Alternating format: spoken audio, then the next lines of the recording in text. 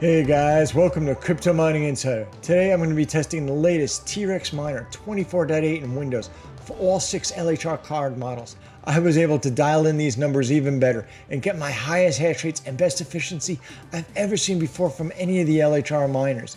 If you haven't already subscribed, smash down on that subscribe button. And what makes this extra exciting today is we're going to be launching the TREXMINER from within Nicehash.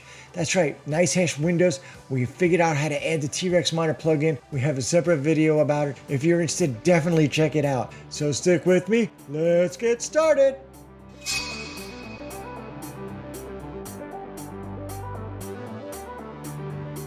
For my testing today, I have a dedicated test rig set up with all 6 LHR card models, ranging from an RTX 3060 V2 all the way up through a RTX 3080 Ti graphic card and every model in between. So we're going to be testing all 6 of these LHR card models on a dedicated test rig.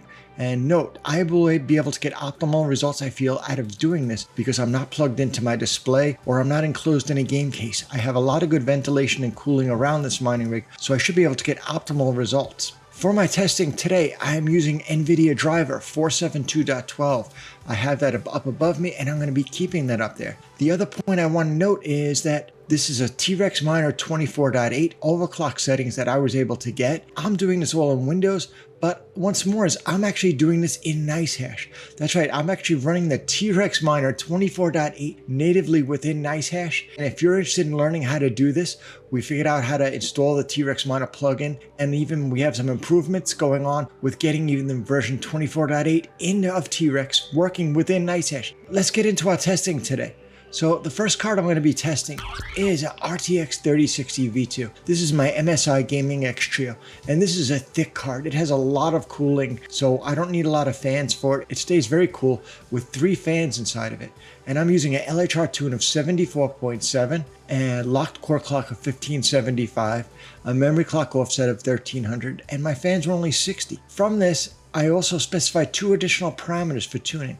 One of them is LHR auto tune step size of 0.2. The reason is because if I don't specify that, TREX will go from in 0.5 increments. So it'll go like 74, it may go up to 74.5, or it may go down to 73.5. By specifying this LHR auto tune step size, it gives me a more granular step size in between LHR locks, as well as lets me dial in and get better improved numbers. The other parameter I specify up top is LHR auto tune interval of 5. That tells the TREXMINER to look at the auto tuning, and if you're stable for 5 minutes, then consider doing an increment. So I don't have to wait long times for it to climb up to its optimal. And I find by doing this, I'm able to dial in on these numbers very, very fine-toothed, but very, very quickly, and I'm able to get good results. My results for my RTX 3060 card are 37.4 mega hash at a 0.337 efficiency. Wow, that's a great number, and it's definitely an improvement for me in efficiency as well as the hash rate. The next card I'm going to be looking at is a RTX 3060 Ti. This is my Zotac white card with 2 fans to cool it, but it has the Hynix memory in it. So that prevents me from overclocking the memory on this card very hard, or else it just crashes. This card does well at a locked core clock of 1380 and a memory clock offset of 1025.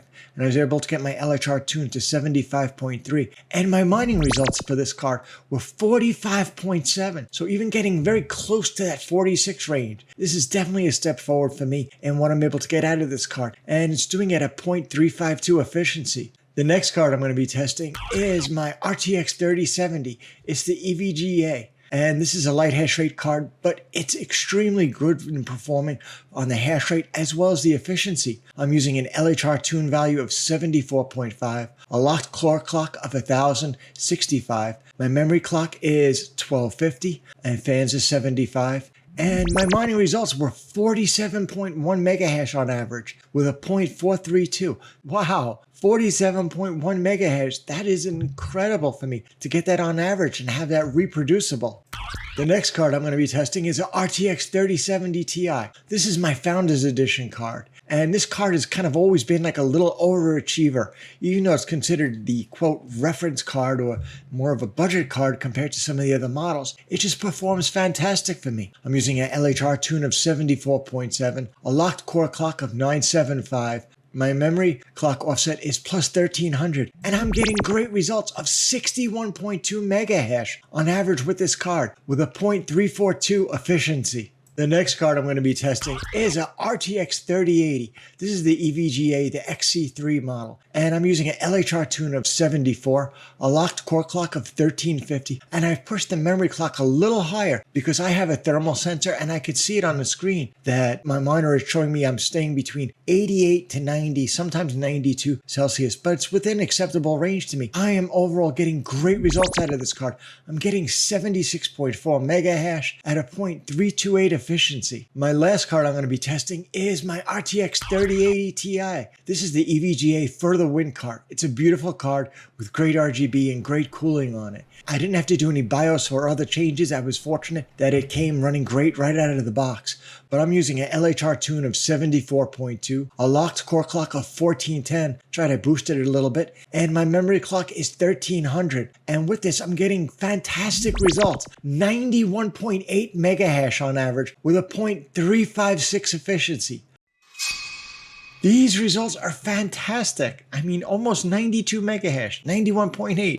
Wow, look right behind it on the miner. I see there's a 92.88 megahash. Actually, I was seeing it off camera go to 93, and even once or twice I've seen it briefly touch 94.1. So the future is looking extremely optimistic with the way these LHR miners are progressing. It's just, we've making such huge steps to get forward, and mining results are fantastic. If we look at our final mining results for the TREXMINER 24.8, I have a RTX 3060 V2 giving me 37.4 megahash, 3060 Ti give me 45.7, 3070 give me 47.1, a 3070 Ti give me 61.4, RTX 3080 LHR giving me 76.4, and my RTX 3080 Ti giving me 91.8 megahash on average. These are fantastic results, and I feel these numbers dialed in even a little bit more. We're just able to get a little bit better hash rate as well as an improved efficiency. Well, and how does it stack up against the other miners like NBMiner,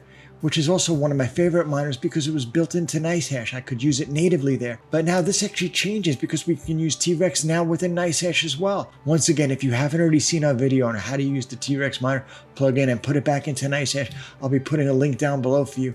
Definitely check it out. How does it stack up against NBMiner? Well, here we go. So we can clearly see that TREX once again has the hash rate in every single case, as well as an improved efficiency. The only case was the RTX 3070 Ti, although that was 0.007 of an improvement of efficiency on NBMiner, it was 3 megahash less, so definitely thumbs up to the TREXMINER.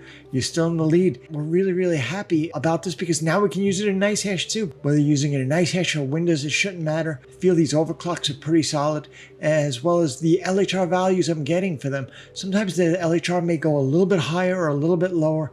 I pay most attention to make sure my thermals are safe, as well as that I'm getting a good hash rate on the card. So sometimes they will vary slightly. Don't worry, pay too much particular attention to the deviation of that LHR value. Look really more for the hash rate results, and hopefully this helps give some guidance that helps you get even higher hash rates on your card. I've really enjoyed making this video and sharing my journey with you in comparison of how the TREXMINER, the best overclocks I can get, as well as how it stacks up against NBMiner. If you've enjoyed this video, please give me a big thumbs up, like, smash down on that subscribe button if you haven't already. We welcome all your questions and comments. Please put them down below. Until next time, we'll see you in the next video. Happy mining!